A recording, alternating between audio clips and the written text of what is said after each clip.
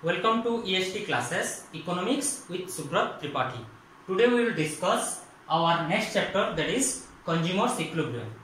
Before we discuss about Consumer's Equilibrium, we need to understand some basic terms and their relationship in order to understand about Consumer's Equilibrium. So first of all, Consumer's Equilibrium constituted two words, that is consumer and equilibrium. So whom we consider as consumer or who is known as consumer? A person who demand goods and services for his own consumption to fulfill his own satisfaction, we consider him as a consumer. So a consumer is one who buy goods and services for satisfaction of want, is known as consumer. On the other hand, equilibrium in economics is a situation in which economic forces such as demand and supply are balanced. In other words, equilibrium is a state or equilibrium is a point where there is no tendency on the part of consumer to alter that position within the given resource. That is the optimum combination point, or that is the optimum satisfaction point. So that's why there is no tendency on the part of consumer to alter that position, and that position is known as equilibrium point. When we determine that point of consumer, that is known as consumer's equilibrium. Then in order to determine consumer's equilibrium, there are two different approaches: cardinal utility approach and ordinal utility approach. Now definitely, in order to obtain the level of satisfaction, we need to measure the level of satisfaction, and in order to measure, there are two different approaches. One is cardinal, the other one is ordinal. In cardinal utility approach, we measure their utility by numbers. That means after consuming a ice cream, a person derived 20 as its utility. After consuming the same ice cream, other person may obtain 30 as its utility. So here their level of satisfaction is determined by different number, and that when we give number, that is known as cardinal utility. So here we determine utility by number like 10, 20 and 30. But in cardinal approach, the utility derived by person A, by person B, by person C are different. So here it was impossible to determine utility in absolute term or absolute number. So to solve this problem, the later days economists developed ordinal utility approach. Here, what do you mean by ordinal? That means we are ranking our bundle of goods in accordance with our preference. That means if apple is preferable than mango, then we prefer or rank apple as first and mango as second. So when we rank our goods as first, second and third, that concept is known as ordinal utility approach. Law of diminishing marginal utility, law of equimarginal utility and the Marshallian analysis use cardinal approach to determine consumer's equilibrium. On the other hand, in indifference curve, we use ordinal utility approach. That means we are ranking our bundle of goods as first, second and third. Then what do you mean by utility? Utility is the want satisfying power of a goods, or utility is the ability of a goods to satisfy human want. So the unit of utility is known as util. I have already discussed about utility, types of utility and importance of utility in my previous video.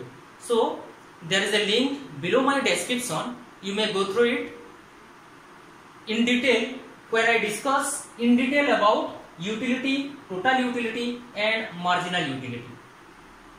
So utility is the one satisfying power of a goods and the unit of utility is known as util. Now in consumption sense, utility can be divided into two categories, total utility and marginal utility. On the other hand, in production sense, utility can be divided into different types like form utility, place utility, then service utility, knowledge utility, etc. So in production sense, there are various forms. In consumption sense, there are two forms, total utility and marginal utility. What do you mean by total utility? After consuming total units of a commodity, a person get the whole satisfaction is known as total utility, or the total satisfaction derived by a consumer after consuming all its unit is known as total utility. On the other hand, the additional utility derived by consuming an additional unit of output is known as marginal utility. Total utility can be symbolically written as utility of x1 plus utility of x2 plus utility of x3 plus utility of xn, which gives total utility. So here total utility or the concept of utility is an additive utility function. Here we add utility derived by consumption of first unit, utility derived by consumption of second unit and so on. Here marginal utility symbolically written as total utility n minus total utility n minus 1, or change in total utility by change in unit of that commodity is which gives us about marginal utility. Now another important aspect, the relationship between total utility and marginal utility. Here in this diagram we have already explained about the relationship between total utility and marginal utility. In the x-axis, y-axis, x, y. In the x-axis, we take units of that commodity, and in y-axis, in the first diagram, we take total utility, and in the second diagram, the below diagram, we take marginal utility. So here, the relationship between, we try to explain the relationship between total utility and marginal utility. So primarily there are three points or three type of relationship between total utility and marginal utility. Here total utility is rising as long as marginal utility is positive.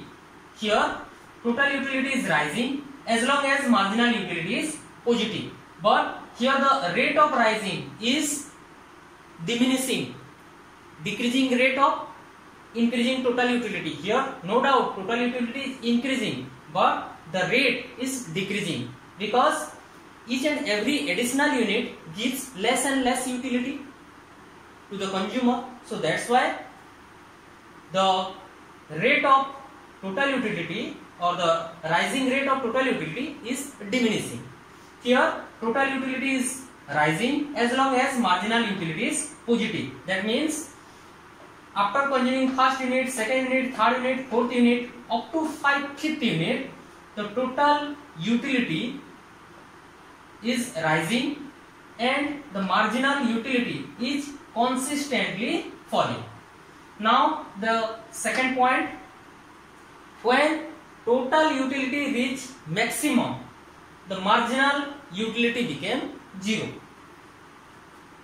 As shown on our diagram here, at the level of fifth unit, or when we consume our fifth unit, the marginal utility is 0, where the total utility is maximum.